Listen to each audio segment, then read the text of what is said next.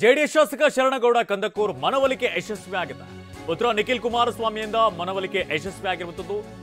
ನಿಮ್ಮ ಜೊತೆಗಿರ್ತೀನಿ ಅಂತ ಶಾಸಕ ಶರಣಗೌಡ ಕಂದಕೂರ್ ಹೇಳಿಕೆ ನೀಡಿದ್ದಾರೆ. ಜೆಡಿಎಸ್ ರಾಜ್ಯ ಘಟಕದ ಅಧ್ಯಕ್ಷ ಎಚ್.ಡಿ. ಕುಮಾರಸ್ವಾಮಿ ರಾಜ್ಯಸಭಾ ಚುನಾವಣೆ ಹಿನ್ನೆಲೆಯಲ್ಲಿ ಶರಣಗೌಡ ಮನವೊಲಿಕೆಯನ್ನು ನಡೆಸಿದ್ದಾರೆ. ಶರಣಗೌಡ ಯಾದಗಿರಿ ಜಿಲ್ಲೆ ಗುರುಮಟ್ಕಲ್ ಕ್ಷೇತ್ರದ ಶಾಸಕರು.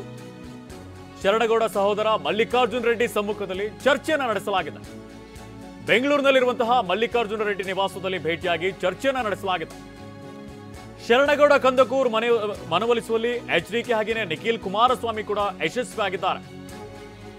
ಇನ್ನು ನಿಮ್ಮ ಜೊತೆಗಿರ್ತೇನೆ ಅಂತ ಎಚ್.ಡಿ.ಕೆಗೆ ಮಲ್ಲಿಕಾರ್ಜುನ ರೆಡ್ಡಿ ಭರವಸೆಯನ್ನ ನೀಡಿದ್ದಾರೆ.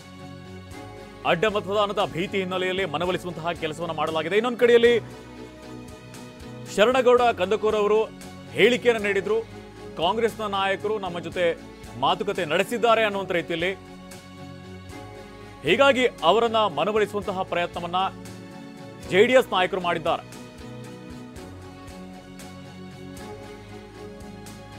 ನಾಳೆ ರಾಜ್ಯಸಭಾ ಚುನಾವಣೆ ಹಿನ್ನೆಲೆಯಲ್ಲಿ ಒಂದು ರೀತಿಯಲ್ಲಿ ರಾಜಕೀಯ ಚಟುವಟಿಕೆ ಗರಿಗೆದರಿದೆ. ಈಗಾಗಲೇ ಹೋಟೆಲ್ ವಾಸ್ತವ್ಯವನ್ನ ಮೂರು ಪಕ್ಷದ ನಾಯಕರು ಮಾಡಿರುವಂಥದ್ದು. ಹಾಗೇನೆ ತಮ್ಮ ಮತಗಳನ್ನ ತಮ್ಮಲ್ಲೇ ಭದ್ರವಾಗಿ ಇಟ್ಟುಕೊಳ್ಳುವಂತಹ ಪ್ರಯತ್ನಗಳು ಕೂಡ ನಡೀತಾ ಇದೆ. ಹೀಗಾಗಿ ಒಂದು ರೀತಿಯಲ್ಲಿ ಜೆಡಿಎಸ್ ನಾಯಕರು ಮನವೊಲಿಸುವಂತಹ ಕೆಲಸವನ್ನ ಮಾಡಿರುವಂಥದ್ದು.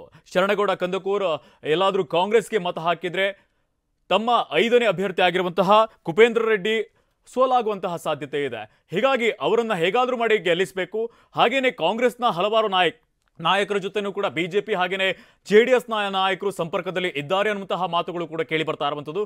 ಹೀಗಾಗಿ ನಾಳಿನ ಚುನಾವಣೆಯಲ್ಲಿ ಒಂದು ರೀತಿಯಲ್ಲಿ ಜೆಡಿಎಸ್ ಹಾಗೇನೆ ಬಿಜೆಪಿ ಅಭ್ಯರ್ಥಿ ಆಗಿರುವಂತಹ ಕುಪೇಂದ್ರ ರೆಡ್ಡಿಗೆ ಮತ ಹಾಕುವಂತ ರೀತಿಯಲ್ಲೂ ಕೂಡ ಚರ್ಚೆಗಳಾಗ್ತಾ ಇದೆ, ಪ್ರಯತ್ನಗಳಾಗ್ತಾ ಇದೆ. ಹಾಗಾಗಿ ತಮ್ಮ ನಾಯಕರು ಬೇರೆ ಪಕ್ಷಕ್ಕೆ ಮತ ಹಾಕದೇ ಇರಲಿ ಅನ್ನುವಂಥ ರೀತಿಯಲ್ಲೂ ಕೂಡ ತಡೆಯುವಂತ ನಿಟ್ಟಿನಲ್ಲಿ ಜೆಡಿಎಸ್ ನಾಯಕರು ಮುಂದಾಗಿದ್ದಾರೆ.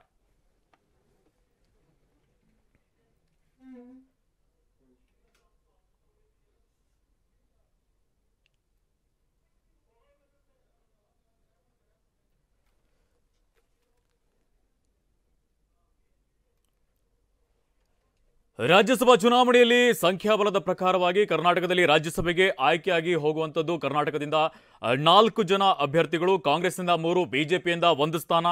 ಮೇಲ್ನೋಟಕ್ಕೆ ಇದು ಹೇಳ್ತಾ ಇರುವಂಥದ್ದು. ಆದರೆ ಒಂದು ರೀತಿಯಲ್ಲಿ ಕಾಂಗ್ರೆಸ್ ಹಾಗೇನೆ ಬಿಜೆಪಿ ಒಂದು ರೀತಿಯಲ್ಲಿ ದೋಸ್ತಿ ಅಸ್ತ್ರವನ್ನ ಹೂಡಿರುವಂಥದ್ದು. 5ನೇ ಅಭ್ಯರ್ಥಿಯಾಗಿ ಕುಪೇಂದ್ರ ರೆಡ್ಡಿ ಅವರನ್ನು ಕೂಡ ಕಣಕ್ಕಿಳಿಸಿದೆ. ಹೀಗಾಗಿ ಗೆಲುವಿನ ಲೆಕ್ಕಾಚಾರಗಳು ಇಲ್ಲಿ ಗರಿಗೆದ್ದಿರ್ತಾ ಇರುವಂಥದ್ದು. ಕಾಂಗ್ರೆಸ್ನಲ್ಲೂ ಕೂಡ ಆತಂಕ ಮನೆ ಮಾಡಿದೆ. ಹೀಗಾಗಿ ಹಲವಾರು ನಾಯಕರನ್ನ ಸಂಪರ್ಕಿಸುವಂತ ಕೆಲಸವನ್ನ ಮಾಡಿದ್ರು. ಇನ್ನೊಂದು ಕಡೆಯಲ್ಲಿ ನಿನ್ನೆ ಡಿ.ಕೆ. ಶಿವಕುಮಾರ್ ಅವರು ಕೂಡ ಹೇಳಿಕೆಯನ್ನು ನೀಡಿದ್ರು. ಯಾವುದೇ ಪಕ್ಷದಿಂದ ಬಂದರೂ ಕೂಡ ನಾವು ಆಹ್ವಾನಿಸ್ತೀವಿ.